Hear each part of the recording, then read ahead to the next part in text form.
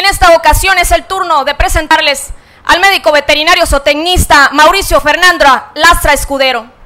Originario de Palenque, Chiapas, hijo de padres ganaderos, egresado de la UNAM, cuenta con varios estudios de posgrado.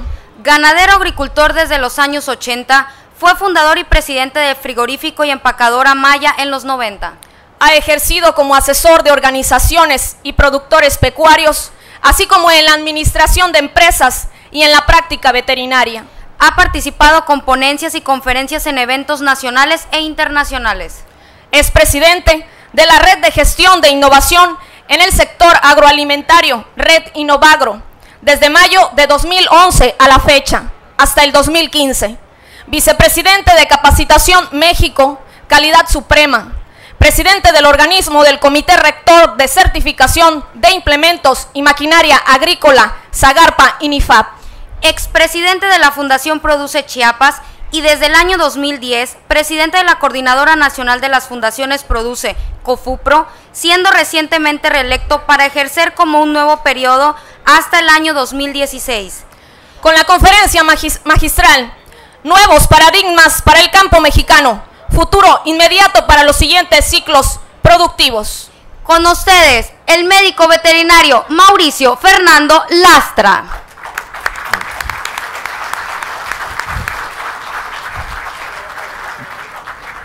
Buenas tardes. Pues gracias por esa, no sabía que había hecho tantas cosas. Agradezco profundamente a la Fundación Produce Sinaloa, a todo su equipo y de CADES, a Gonzalo,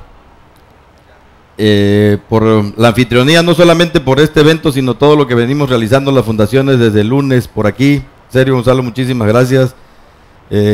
Creo que nos salió bien el evento, la parte de nosotros y la tuya, pues ni se diga. Lo vamos a hacer un compromiso para que cada año sigamos haciendo esta reunión aquí de las Fundaciones Produce. Y bien, para no extenderme más, muchísimas gracias y a todo el equipo, a Julio, a Ramsés y todo el equipo. La verdad que nos han atendido de maravilla. Hemos tenido un gran desempeño en todos los trabajos que tuvimos. La visita ayer del secretario y del gobernador al stand, que también fue un éxito la decisión por tu visión de que viniéramos todos.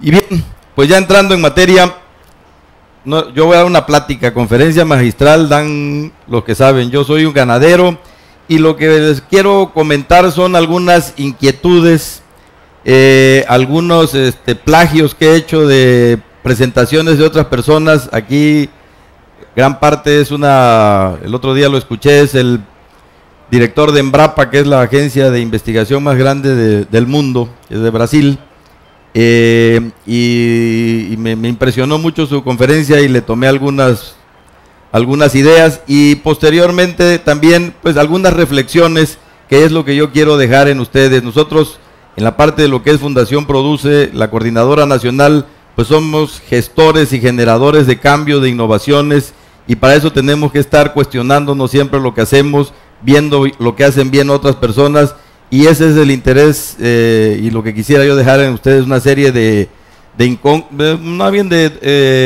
no de incógnitas, sino de cuestionamientos, para que podamos ejercer mejor nuestra profesión de productores, que es una responsabilidad no menor, alimentar al mundo.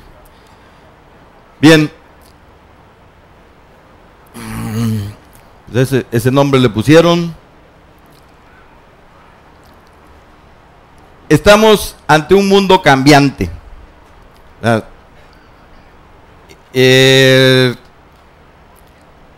Antes todas las cosas sucedían muy rápido, muy lento, y teníamos más o menos, sabíamos que habían dos grupos, los americanos contra los rusos, y ahí más o menos nos la llevábamos, y que el precio de los productos se daba de acuerdo a la producción, y ahora resulta que ya no es el mundo, así que ya no es como era antes, no está tan en orden como nosotros pensamos.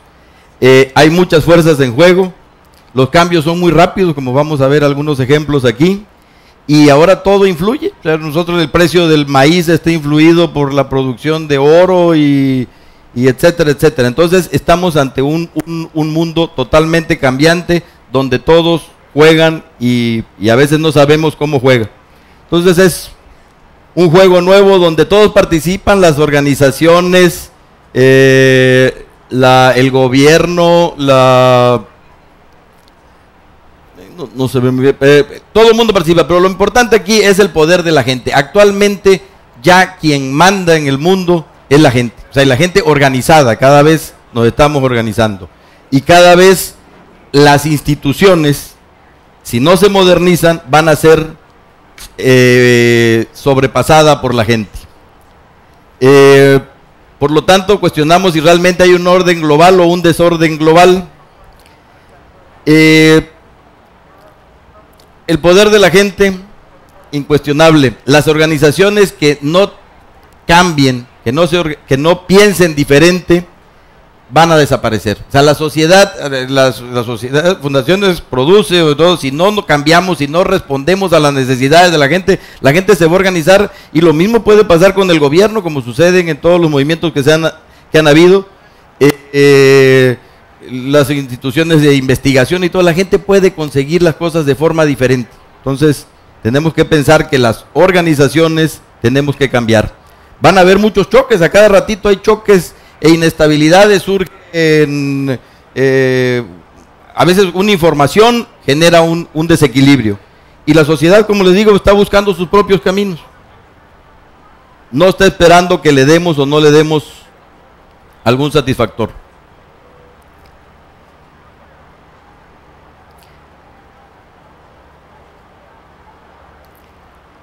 Les decía yo que un mundo cambiante. ¿Hace cuánto empezó el internet? Con la web 1, con el Google, donde cualquiera podía hacer. Enseguidita apareció la web 2, donde cualquiera podía participar. Y hoy tenemos la web 3, donde cualquiera puede innovar a través del Google, del Twitter, del Facebook. Es una nueva forma de comunicarnos, donde a lo mejor ya las organizaciones, o sea, todas las organizaciones estamos teniendo manera de comunicarnos con Google, con Twitter, pero viene ya la web número 4, donde va muy lento.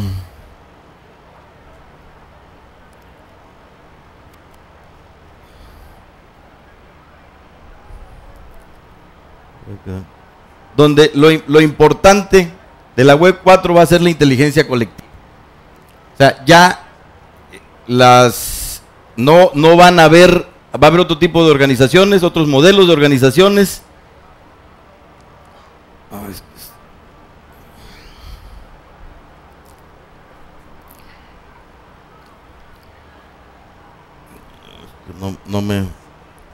No me hallo con esto.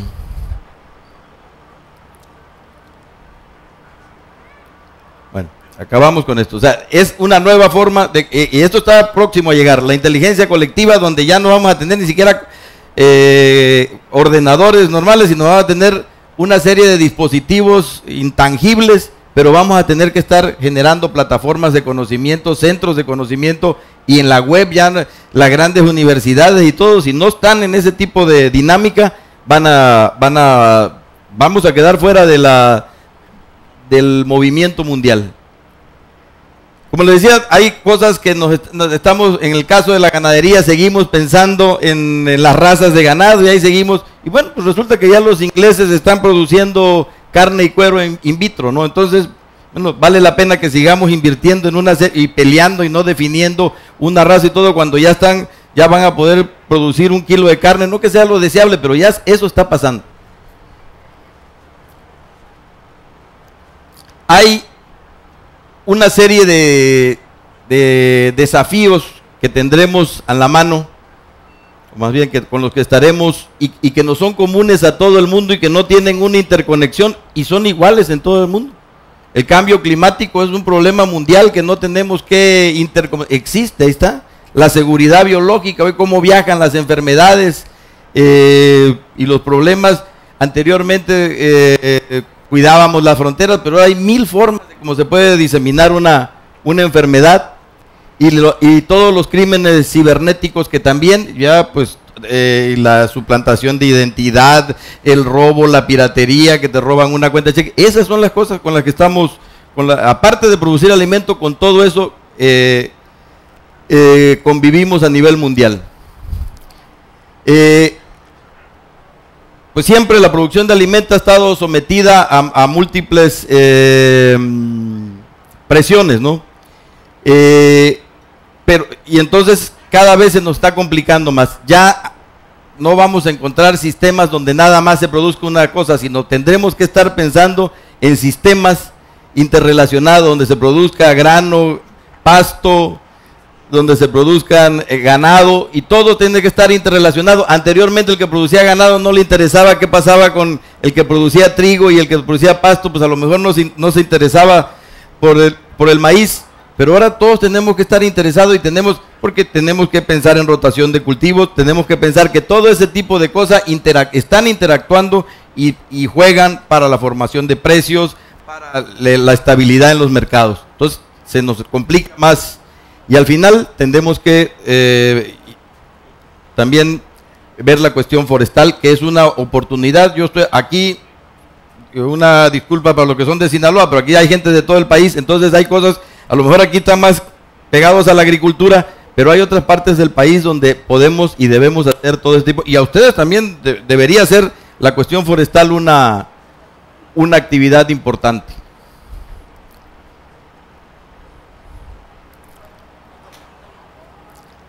La agricultura, como les decía, siempre ha estado una presión. Hace 50 años, una hectárea tenía que, porque el mundo no crece, tenía que alimentar, daba para alimentar a 2 personas. Hoy esa misma hectárea tiene que alimentar a 8 personas. Entonces, la agricultura tiene que servir para producir alimentos, fibras, energía, nutrición, salud, servicios ambientales, ecosistémicos, biomasa, biomateriales, química verde, inclusión y la calidad de vida en zonas rurales. Todo eso tiene que ser la agricultura. Ya no es nada más producir un grano, producir un aguacate. En todo eso estamos jugando. La responsabilidad que tenemos de producir todo eso que el mundo requiere es muy grande, y por eso tenemos que prepararnos. Tenemos que pensar en que en base a toda esa dinámica nueva, tenemos que buscar otro tipo de relaciones y cooperación. Ninguna institución va a ser omnipotente de poder tener todos los poderes. El INIFAP va a tener que hacer alianzas con el colegio de posgraduados y con la Universidad del Estado, porque los desafíos cada vez son más complejos, móviles, difusos. O sea, te aparece una plaga que puede ser multifactorial. Ahorita lo que está pasando con la muerte temprana del camarón, donde pues tienen muchos complejos, y entonces seguramente que no hay una entidad que pueda decir entonces tiene que haber expertos que tienen que aprender a relacionarse y a interactuar de forma diferente.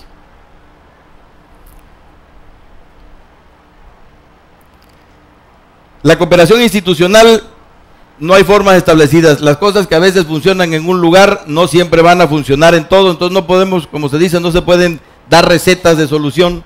Cada situación es diferente y cada situación tiene su contexto, su realidad, y tenemos que analizarlas. Y hasta para los programas de gobierno, no se puede hacer un programa de gobierno a nivel nacional porque el país es diferente. Los tiempos, lo que el año pasado fue una realidad, este año cambia totalmente. Entonces tenemos que ver que no hay recetas mágicas y que tenemos que estar en un continuo cambio. Bien, ese es un análisis y básicamente es el compendio de un trabajo que presentó, les digo, el director de Embrapa, que me interesó mucho de su visión del mundo. Esta ya es una parte de Fundación Produce y de lo que debemos ver en el campo en los próximos años. Esta es la parte del nuevo paradigma del campo mexicano. Yo, y coincido con algunos organismos internacionales, estamos sobreestudiados. Cada vez que hay cambio de gobierno local, nacional, empiezan a decir vamos a hacer un estudio del campo. El campo mexicano está sobreestudiado. Tenemos que generar un ambiente de confianza que estimule, que enorme, pero no prohíba. Y les pongo el caso y esta plática porque la pensé una vez en Chiapas. En Chiapas hoy está prohibido vender hembras. Es una estupidez, pero cree el secretario de Desarrollo que con eso va a generar que la gente, no, lo que está generando es un mercado negro y una piratería y una serie de cosas. Entonces, lejos de estimular la producción de animales, la está desestimulando, porque la gente dice, bueno, si produzco una hembra y no la puedo vender libremente, pues mejor no la produzco, ¿no? Entonces, el gobierno se equivoca a veces cuando quiere sobrenormar, y el campo no nace cada 6 años. Tienen todavía muchos funcionarios, no todos, pero esa tentación de pensar de que en el momento que llegan se está inventando todo el campo no nace. El trabajo del campo tiene toda la vida y la hemos hecho nosotros. El gobierno norma y todo, pero el trabajo del campo, las innovaciones las hacen los productores, no el gobierno, no las instituciones de investigación. Tenemos una serie de realidades que no podemos soslayar, ¿no? El crecimiento de la población, está creciendo. El aumento de la demanda de biomasa, ya no hablamos solamente de alimentos, de biomasa, de todo lo que se necesita para generar fibras, comida, alimento, energía, que viene, anteriormente la energía nada más provenía del petróleo, ahora pues tenemos que generar biomasa para hacer energía, y eso estamos ante un mercado de compradores, ya no podemos salir a vender lo que queremos, con esa, lo que veíamos anteriormente, la humanidad, la población, el mundo está muy informado, entonces pues ahora exige muchas cosas. Lo que sí les decimos a los consumidores es que nos retribuyan en pago todo el esfuerzo que hacemos, porque luego quieren alimentos naturales, nutracéuticos, que no engorden, que no tengan colesterol, que no tengan una serie que sean libres de gluten y que no sé qué tanto, y a la hora que les decimos, pues te cuesta un peso más, no, ya no, entonces no, hay que ser también, si exiges, hay que ver que se pague. Una nueva realidad energética, ahorita pues ya lo último es lo del gas shale, anteriormente pues, estábamos hablando de que solamente era el petróleo, pero hoy tenemos energía, lo que son, y que cada vez me da gusto ver más, biodigestores, energía eólica, energía solar, una serie de, y ahora el gas shale, ¿no? Entonces, bueno, es una nueva realidad energética.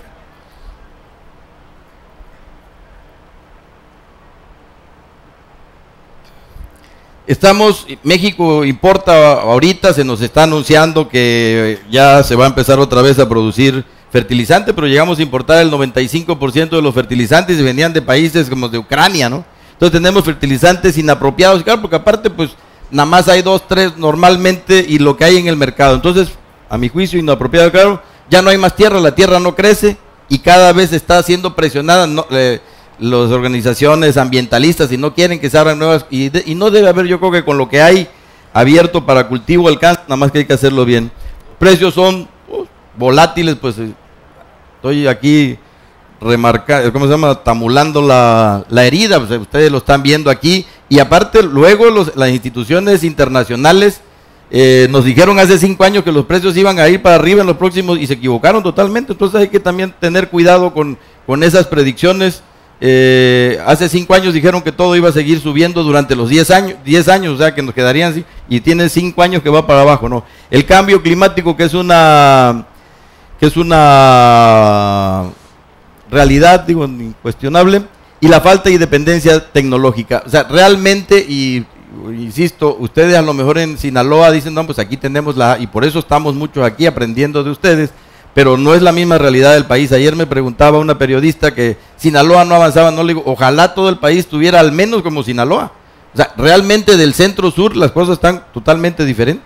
Entonces, y mucho de la tecnología está, y uno de los trabajos que tenemos nosotros como fundaciones es la difusión de esas tecnologías, pero nos está pasando 2 cosas. Se difunde, quizás no todo lo que quisiéramos, pero no se adopta, no se apropia. Muchas veces damos un curso, hacemos un día demostrativo y al final de cuentas regresas un año después y nadie apropió esa tecnología. Entonces algo nos está fallando, o a los que transmitimos el conocimiento, o hay un desinterés, que pueden ser las 2 cosas.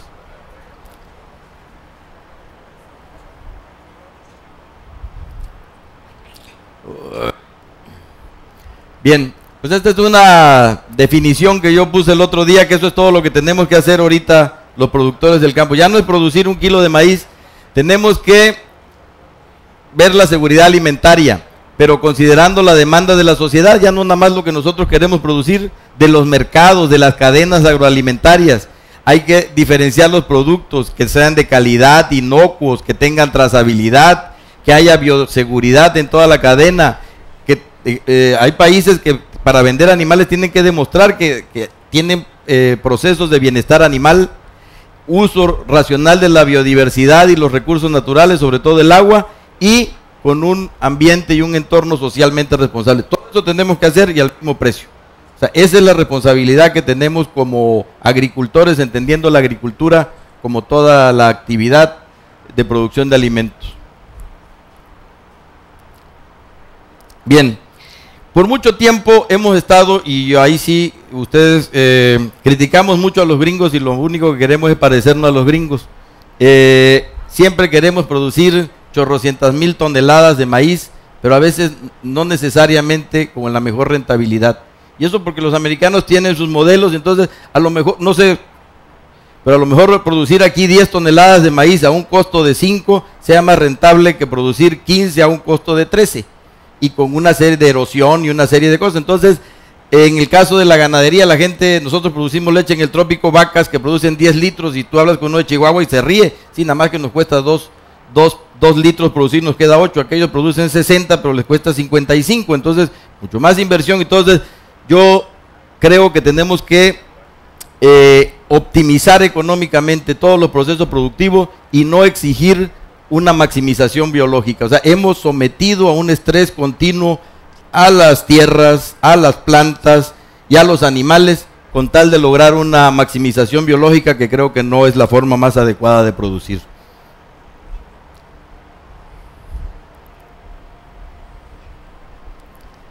Por mucho tiempo también el gobierno y los productores en el país, para que tengan un dato, hay 70 rastros TIF parados, porque por 20 años estuvieron diciendo que el problema de la ganadería era hacer rastros. El peor negocio de toda la cadena es el rastro, ¿no? Y hay 70, yo tengo uno de ellos, está parado ahí en Palenque. Entonces, yo creo que los productores debemos ser productores. Ojalá hubiera muchos que puedan ser industriales, pero los productores debemos ser buenos productores, y no porque siempre están con que el valor agregado y que el siguiente paso, no. O sea, si somos unos buenos, y ahí es donde el gobierno y las organizaciones tienen que intervenir, como ayer el gobernador o el secretario, bueno, fijando algunos precios, algunas políticas, para que haya una retribución adecuada hacia el productor. Pero yo no creo que como política debamos estar instigando que todos los productores tienen que ser industriales y todos tienen que dar el siguiente paso. Debemos ver que todos los productores sean buenos productores. Ojalá algunos puedan asociarse y pasar a la siguiente etapa, pero que no sea una aspiración de que siempre, que si eres tonto si no das el siguiente paso, que si el valor agregado, que ahora empaco, que ahora... Ojalá, pero no todo el mundo puede hacer eso. Y si tenemos buenos productores, podemos después ser buenos, pero no lo podemos hacer muchas veces al principio y luego confundimos a la gente y generamos muchos fracasos, como les estoy diciendo, de lo que son los rastros. Y hay cualquier cantidad de elefantes blancos agropecuarios en todo el país, por haber, en Chiapas hay fábricas de chile, beneficiadoras de café, una serie de cosas que se han hecho pensando que esa es la solución. ¿Y para qué queremos un rastro frigorífico cuando tenemos una eficiencia hicimos un trabajo con la UNAM, de cada 100 vacas que hay en este país solamente paran 43. Entonces, ¿para qué quieres un rastro? Vamos a resolver primero el problema de que paran 60 o 70. O en Chiapas, cuando las plantaciones tienen de café tienen 20 años de antigüedad, y por cada hectárea solamente está el 25% de las plantas paradas. Entonces, bueno, ¿para qué?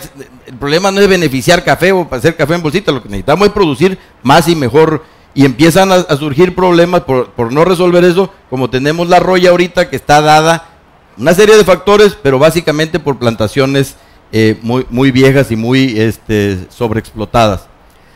Este país creció cuando se invirtió, cuando el gobierno y los productores pedíamos bienes públicos, pedíamos carretera, servicios de salud, bienes públicos, y alguien se confundió y nosotros nos fuimos tras también con la equivocación y empezamos a pedir el apoyo privado, y que yo quiero que me den para una fertilizadora, y que yo quiero que me den un termo de inseminación, y que me den un torito, y nos dan mucho menos dinero pero con mucho bombo. Entonces, yo creo que lo que tenemos que pedirle al gobierno son carreteras, energía barata, centros de acopio, caminos cosecheros, canales de riego, que son bienes. Pero las organizaciones, y hablaré de ganadería, en la cuestión ganadera, hoy se mide una asociación ganadera, ¿cuántos toros entregaste del programa Ganado Mejor? No es nada, no sirve para nada eso. pero en eso se miden. Entonces las organizaciones que son sus cotos de poder no quieren dejar de repartir toro, cuando deberíamos de pedir un programa nacional de incremento a la productividad ganadera, por decir algo, pero nos engañan con un torito y quedamos felices, o con un implemento y todo, y que luego, espero que no hayan aquí mucho, que muchos de esos apoyos se los llevan los distribuidores, porque como saben que es un programa de gobierno, nosotros lo vimos en Chiapas con unos tractores, nos daban 120,000 y las tractoreras le subieron 90,000 pesos. Se quedaron con 90,000 de lo que nos dieron a nosotros. Entonces, todo ese tipo de programas, los productores debemos organizar y pedir cosas, bienes públicos que beneficien a la colectividad, no a mí con un termo, una sembradora o cualquier bien particular, ¿no? En este gobierno estamos hablando, a mí no me gusta el término, están hablando mucho de clúster, yo prefiero dar el término de cadena productiva contra red de valor. Cadena productiva contra red de valor, yo prefiero dar el término de red de valor.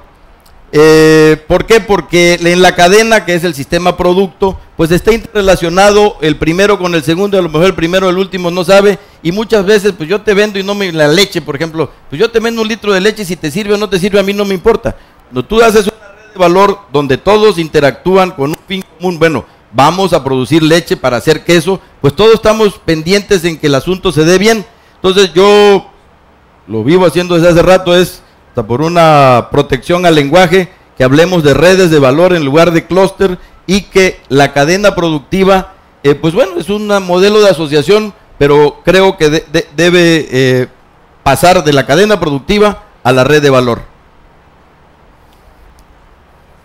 ¿Cómo? Perdón. Bueno, también hay que decir qué es lo que podemos hacer, y les digo, estos son reflexiones personales que a lo mejor no coinciden con alguna gente. Tenemos que generar políticas públicas, y vuelvo con la leche. La leche la producen los productores con apoyos muchas veces de Zagarpa, pero quien decide la importación de leche es la Secretaría de Economía en muchos casos. En este gobierno ya hay, pero tradicionalmente la Secretaría de Economía no quiere a los productores. Este gobierno parece que sí. Entonces la importa Economía.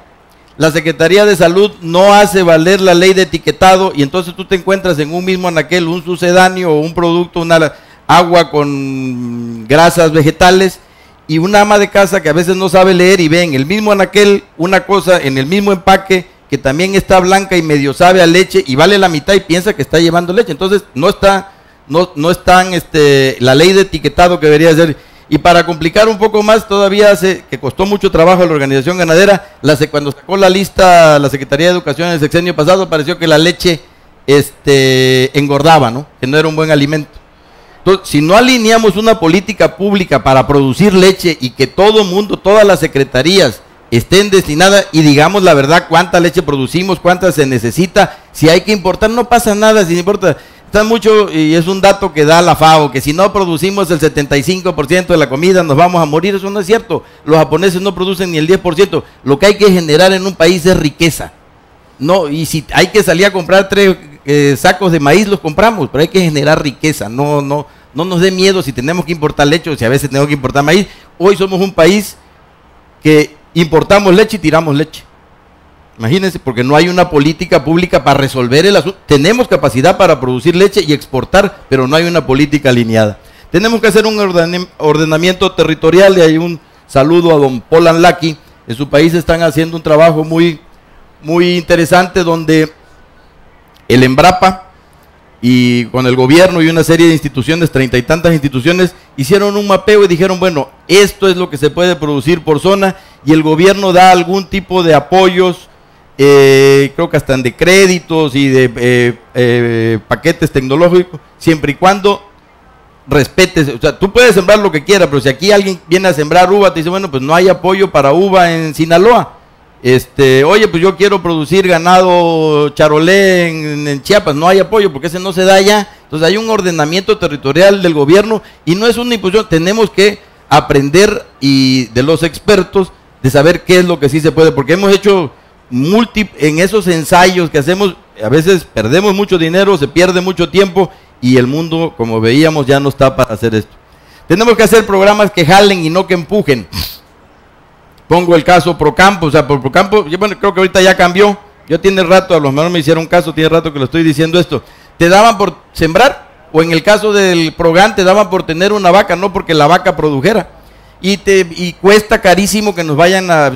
Si tú pones un programa que te dé un estímulo por kilo producido o por becerro producido, pues te va a jalar toda la cadena y no te van a tener... En el caso de ganadería, que cada año nos van los técnicos a tomarnos una foto a los productores y a llenar un formulario de cosas que no hicieron durante todo el año, y nos cuesta. El año pasado, el 2012, costó la inspección del programa ganadero 90 millones de pesos, que no sirvió para nada. Esa inspección nos la hubieran dado a los productores. Si nos dieran un apoyo que por becerro producido, no tendrían que gastar el gobierno en andarnos vigilando, nosotros nos dedicaríamos a producir becerro. Y los apoyos tienen que ser diferenciados. No debe ser el mismo apoyo para la seguridad social y para la producción de autoconsumo. Ese es un tipo de apoyo que es un apoyo social. El apoyo a la productividad tiene que ser diferenciado. Y hoy, desafortunadamente, si vemos las reglas de operación, están en el mismo cajón y muchas veces la gente no entiende cuál es una cosa. Debe el gobierno y nosotros como productores exigir que hayan dos tipos de apoyo: el apoyo social y el apoyo a la productividad.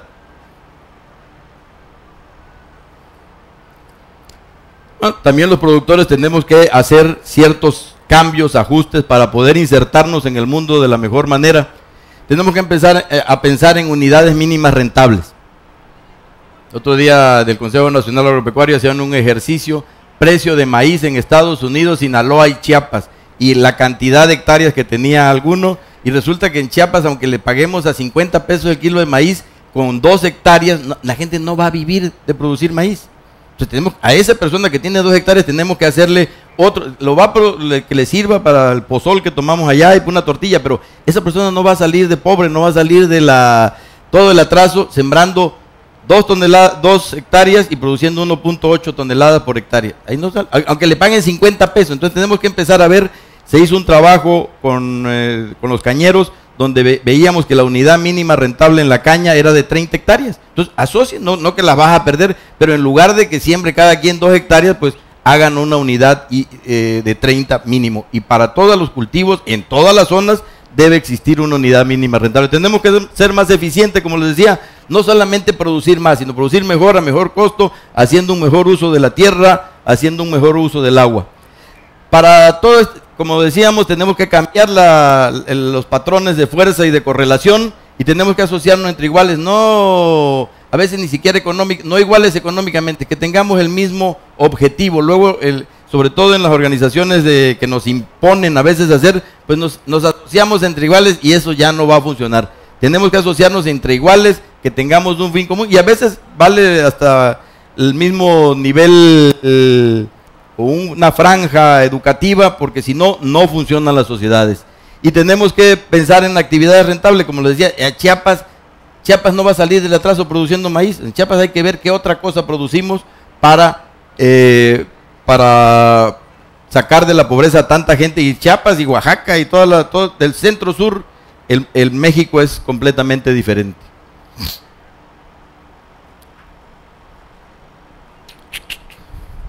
Bien, fuimos, y ya estamos por terminar, no sé cómo voy de tiempo.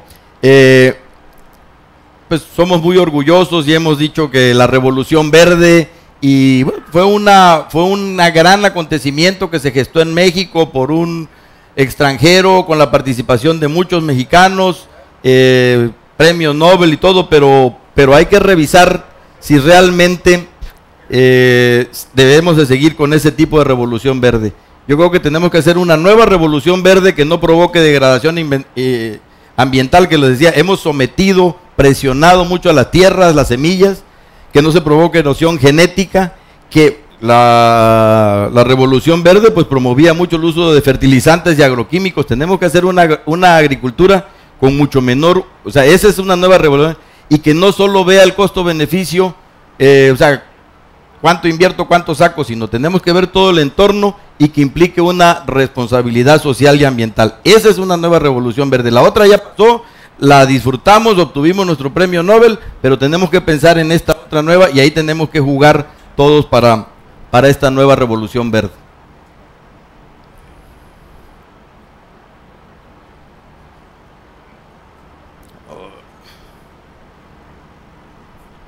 La tecnología también falla a veces. Bien, hay oportunidades, o sea, no todo, ahora sí que no todo está perdido. Tenemos que ver dónde nos queremos situar. Los mercados regionales, todo el mundo y sobre ustedes aquí todos estamos pensando en exportar y hemos descuidado los mercados regionales, que a veces es mucho más barato atacar y mucho más rentable. Entonces, no todo puede ser nada más exportación. Les doy un dato: un día en una congreso de apicultura decía que había que incrementar la exportación y me dijo el presidente de los apicultores: no, lo que hay que incrementar es el consumo de miel en México, porque un litro que exportamos nos lo pagan en 20 pesos y en México se comercializa en 60. Lo que pasa es que los europeos se comen 14 litros de miel al año y en México se comen 600 mililitros. Entonces, no todo es exportación. A veces con resolver o incrementar un mercado local puede ser mucho más rentable. Vamos a tener que empezar a trabajar con productos diferenciados. En tomate, que ustedes son especialistas en tomate, hay tomates especiales para cada tipo de comida, igual en la carne, igual en todo, diferenciado. La sociedad lo está exigiendo y es una oportunidad de mercado que vale la pena explorar y que vale la pena atacar, porque ahí está la diferenciación. Tú estás vendiendo 1 kilo de carne, pero si tú vendes 1 kilo de carne que no sé si se pueda, pero que no tiene colesterol, que no tiene no sé qué, pues la vas a vender más cara. O un tomate que tiene mucho, se me fue ahorita el nombre de una componente que evita el cáncer supuestamente, de licopeno, y así ese tipo de cosas lo vamos a empezar a vender y nos lo van a tener que pagar. La agricultura familiar es otra gran oportunidad. Comentaba con algunos compañeros, la gente del campo, no sé aquí, pero en gran parte del sureste sale a comprar ya todas las... Si se dice que el 80%, que el 25% de la población de México está en el campo, que está pobre y utiliza el 80% de sus recursos para comer, bueno, pues si resolvemos el problema de agricultura familiar, si nos dedicamos políticas y esfuerzos, pues vamos a resolver un gran problema y es una oportunidad de negocios también.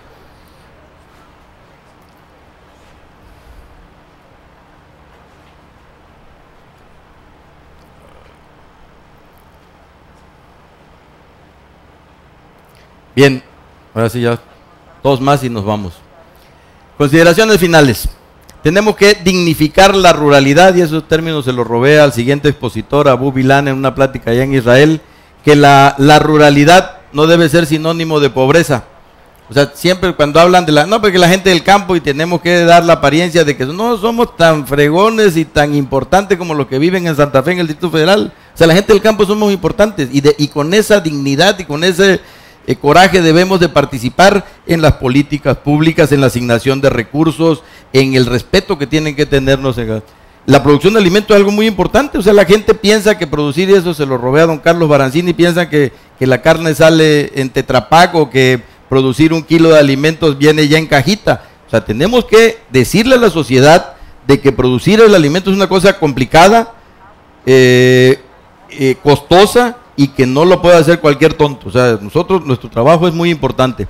Tenemos que con eso revertir la migración del campo a las ciudades, pero la gente no va a dejar de irse a las ciudades si no ve que en el campo hay renta, ¿no?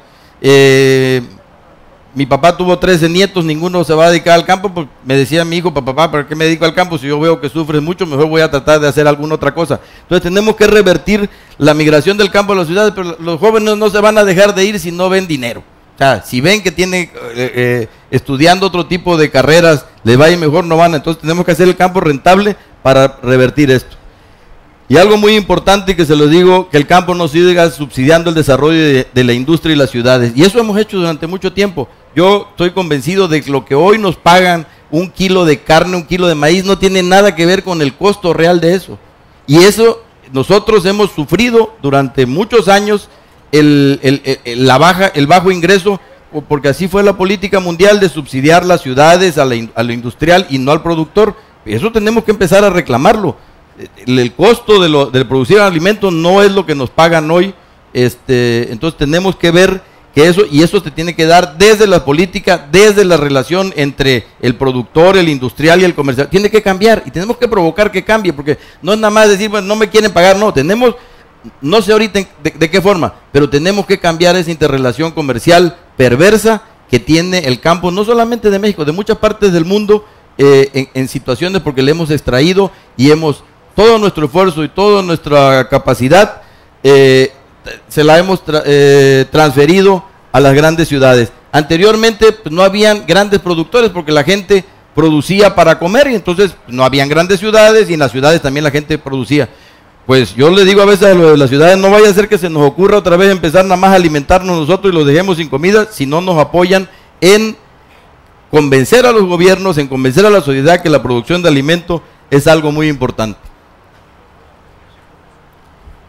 Y bueno, con esto terminamos. La gente a veces dice, hay que conectarse y ahora está muy de moda la conexión y que ya estoy conectado a esto y que estoy conectado al otro. Pues hay que ver que la conexión no vaya a ser inadecuada. O sea, tenemos que ver que los caballos siempre vayan en la misma dirección porque si nos conectamos de esa forma, si no entendemos cómo deben de caminar, pues cómo deben alinearse los caballos para jalar una carreta, que esa es la que tenemos nosotros, pues no creo que podamos lograr mucho. Muchas gracias.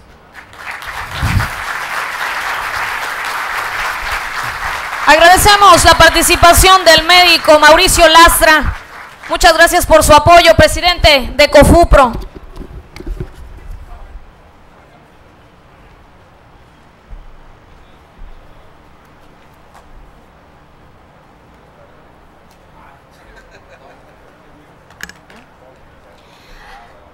A continuación y para dar cierre a este día de conferencias, vamos